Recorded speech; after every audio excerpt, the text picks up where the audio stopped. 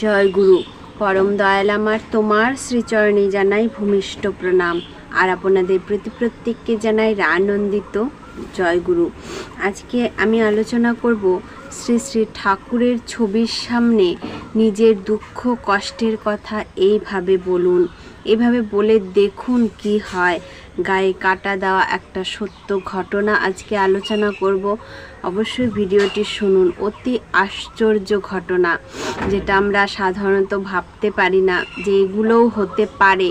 যদি ঘটনাটা শোনেন তাহলে নিশ্চয়ই বুঝতে পারবেন। আর কিভাবে ঠাকুরের ছবির সামনে ঠাকুরকে কিভাবে ডাকবেন সেই ঘটনার মধ্যে আছে, সেটাই কিন্তু আমি আপনাদের সঙ্গে আলোচনা করব। অবশ্যই ভিডিওটি মনোযোগ সহকারে শুনবেন।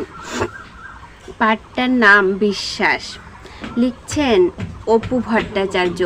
দীক্ষা নেওয়ার পর ঠাকুরকে একটু জানা, একটু ভালোবাসার মাধ্যমে সাথে সাথে আমার চাল চলন আচার ব্যবহারেও যে একটু একটু পরিবর্তন হচ্ছে তা বুঝতে পারি।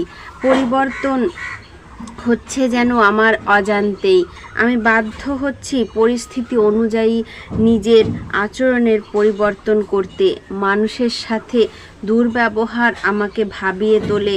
প্রাণে এক অসম্ভব কষ্ট হয়, অথচ এই কষ্টবোধ আমার আগে ছিল না। আস্তে আস্তে সবার মাধ্যমে একটা অদৃশ্য ভালো লাগা শুরু হলো। দোকানের হাজার ব্যস্ততার মাঝেও সুযোগ পেলে সবাইকে ঠাকুরের কথা বলতে ভালোই লাগে। এই করতে করতে ওই যে দাদাটি, যিনি দোকান ছেড়েছেন আমার ব্যবহারের দরুন, তার স্ত্রী আমার ব্যবহারের দোষ কিছু না দেখে দোকান থেকে একটু একটু বাজার করতেন। পরে তিনি এবং তার পুরো পরিবারের একজন আপনজন হয়ে উঠি। মানে সেই দাদাটি যার সঙ্গে ঝামেলা হয়েছিল, তার স্ত্রী তার কোনো দোষ না পেয়ে তার দোকান থেকে একটু একটু করে জিনিস নিত। পরে এমন হয়ে গেল যে তিনি একজন তার বাড়ির আপনজন হয়ে উঠলেন। অনেক আগে থেকে ওই দিদির শরীরের একটা জটিল সমস্যা ছিল। অনেক ডাক্তার পরীক্ষা অর্থের বিনিময়েও সারাতে পারেনি রোগটা। এক সময় আবার ওই রোগের প্রতিফলনে শুরু হয় অসম্ভব প্রতিক্রিয়া। ওই দিদির মা আমাকে ছেলে বলে ডাকতেন। ওই মাটি প্রতিদিন বাজার করতে এসে মেয়ের দুঃখের গল্প করতেন আমার কাছে, কিন্তু আমি শুনেই বা কী করব? ওই রোগ সম্পর্কে তো আমার কোনো ধারণাই ছিল না। ক্যাশ বাক্সের কিছুটা উপর দিকে ঠাকুরের একটি ছবি ছিল। দিদির কষ্টের কথা ঠাকুরের ছবির দিকে তাকিয়ে জানালাম। এর মধ্যে অনেক দিন ধরে ওই দিদিকে আসতে দেখি না। একদিন হঠাৎ দেখি দোকানের সামনে খুব কষ্ট করে আস্তে আস্তে হেঁটে আসছেন ওই দিদি। আমার দিকে চোখ পড়াতে খুব কষ্ট করে আমার সামনে এসে দাঁড়ালেন। আমি তখন ক্যাশে বসা। এরপর বললেন, এ মাসের বাকি টাকাটা দিতে পারবেন না বলেই শুরু করলেন তার অতীত থেকে এ পর্যন্ত রোগের কথা। নিস্তব্ধ হয়ে শুনে যাচ্ছি। হঠাৎ আমি বলে উঠলাম যে, আপনি কাঠগড়ে অবস্থিত সৎসঙ্গ কেন্দ্র পতেঙ্গায় একটা সৎসঙ্গ দিতে পারবেন? দিদিও ছিলেন বেশ ধর্মপ্রাণ, রাজি হয়ে গেল এক কথায়। এরপর জানি না আমার কি হলো। একা নাগারে তাকে আমার জীবনের ঠাকুরের অফুরন দয়ার কথা বলে যাচ্ছি, আর অবিরালভাবে চোখ দিয়ে জল পড়ছে আমার। অবাক হয়ে তিনি তাকিয়ে দেখছেন আর ভাবছেন আমি এভাবে কাঁদছি কেন। আমার কথাগুলোর মধ্যে গভীর বিশ্বাস দেখে তার মনেও বুঝি বিশ্বাস হলো যে সৎসঙ্গ দিলে তিনি ভালো হয়ে যাবেন। সর্বশেষ এক কথায় রইল যে তিনি সৎসঙ্গ দেবেন। কিন্তু কিভাবে দেবেন? সৎসঙ্গদাতাকে তো সৎসঙ্গে অবশ্যই উপস্থিত থাকা লাগে, আর সে অবস্থা দিদিটির নেই। প্রচণ্ড ব্যথায় যন্ত্রণায় অতি কাতর হয়ে আছেন।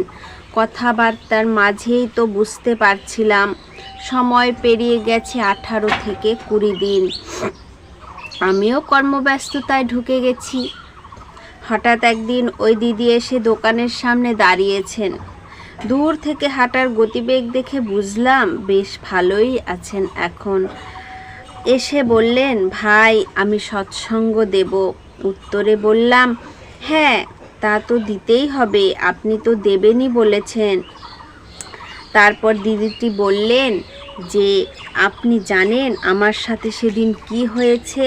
বললাম, একটু বলুন শুনি। বলতে শুরু করলেন প্রত্যক্ষদর্শী দিদিটি। তার অসুস্থতার দরুন দেখানো হয় ডাক্তারের পরামর্শ অনুযায়ী ওষুধ খেয়েও তার অবস্থার অবনতি হতে থাকে। পরে পারিপার্শ্বিকের পরামর্শ অনুযায়ী দেখানো হয় গাইনি ডাক্তার। সেদিন ওই গাইনি ডাক্তারের নির্দেশ অনুযায়ী তাকে ইঞ্জেকশন দেওয়া হয়। এরপরে রাত থেকে শুরু হয় তার অসহনীয় যন্ত্রণা। শরীর থেকে শুধু ঘ্রাণ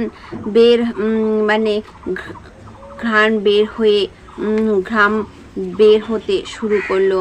এতটা ঘাম ছিল যে 3টে ফ্যান দেওয়া সত্ত্বেও ঘামে ভিজতে লাগলো বিছানা। এতটা ঘাম ছিল যে 3টে ফ্যান চলার পরেও ঘেমেই যাচ্ছে, বিছানা একদম ভিজে যাচ্ছে। ওই দিদি তার স্বামীকে ডেকে বললেন, আমার সময় শেষ হয়েছে, আমার ছেলেটাকে তুমি একটু দেখো। সারাদিন স্ত্রীকে নিয়ে হয়রান হয়ে গিয়ে ক্লান্ত স্বামী স্ত্রীর পাশেই এক সময় ঘুমিয়ে পড়েন। আনুমানিক রাত 2টোর দিকে দিদি আবছা ঘুমের মধ্যে হঠাৎ স্বপ্নে দেখলেন যে কাঠগড় সৎসঙ্গ কেন্দ্র পতেঙ্গা কাঠগড় এলাকায় তিনি গিয়েছেন পুজো দিতে। হঠাৎ সাদা ধুতি আর সাদা চাদর গায়ে দিব্য এক ব্যক্তি সামনে দাঁড়িয়ে বললেন, মা তোর ভয় নেই, চিন্তা করিস না, ভালো হয়ে যাবি। হঠাৎ অভাবনীয় স্বপ্ন দেখে ঘুম ভেঙে গেল দিদিটির। এইভাবে ভোর 4টের দিকে আবার ঘুমিয়ে পড়েন। দিদিটির ছিল অর্শ রোগ, যে রোগটা খুবই খারাপ একটা রোগ। এই রোগ থেকে অনেকের অনেক রকম সমস্যা হয়, অনেকের ক্যান্সার পর্যন্ত হয়। সকালের দিকে উঠে স্বামী লক্ষ্য করলেন বিছানার চাদরটা বেশ স্যাঁতসেঁতে এবং প্রচণ্ড দুর্গন্ধ ছড়াচ্ছে। পরে দেখলেন এতদিন যাবৎ 1.5 লক্ষ টাকা খরচ করেও যে সমস্যার সমাধান হয়নি তা এক রাতের মধ্যেই নির্মূল হয়েছে। টিউমারের মতো ফোঁড়াটি ফেটে দূষিত যা কিছু বেরিয়ে এসেছে। রোগ যন্ত্রণার যে কষ্ট তাও লাঘব হয়েছে। আমার কাছে ফোনে ঠাকুরের কয়েকটা ছবি তুলে রেখেছিলাম, বিভিন্ন আলোচনা পত্রিকা থেকে, ভালো লাগে তাই রেখেছিলাম। ওই দিদির সাথে কথা বলতে বলতে হঠাৎ শ্রী শ্রী ঠাকুরের ধুতি চাদর পরা একটা ছবির কথা মনে হলো। ফোন থেকে ছবিটা বের করে দিদির সামনে ধরতেই তিনি চিৎকার করে বললেন, এই তো সেই মানুষ যিনি আমার সামনে দাঁড়িয়ে আমাকে বলেছেন, তুই চিন্তা করিস না মা, তুই ভালো হয়ে যাবি। সেই মুহূর্তে আমরা দুজনই চোখের জল ধরে রাখতে পারিনি। যে অসুখটি এত টাকা পয়সা খরচ করার পরেও সারেনি, সেটি এক রাতের মধ্যে কিভাবে সারল নিশ্চয়ই বুঝতে পারলেন।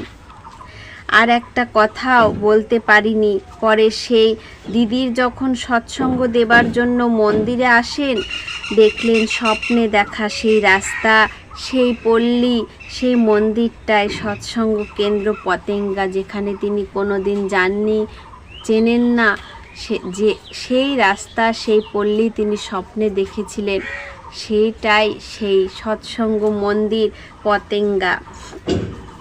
দিদিটি এর আগে কখনো এই জায়গায় এই মন্দিরে আসেনি। ঠাকুর তাকে দয়া করলেন, আর ঠাকুর দয়া করলেন বলেই তার এত কঠিন রোগটাও সেরে গেল।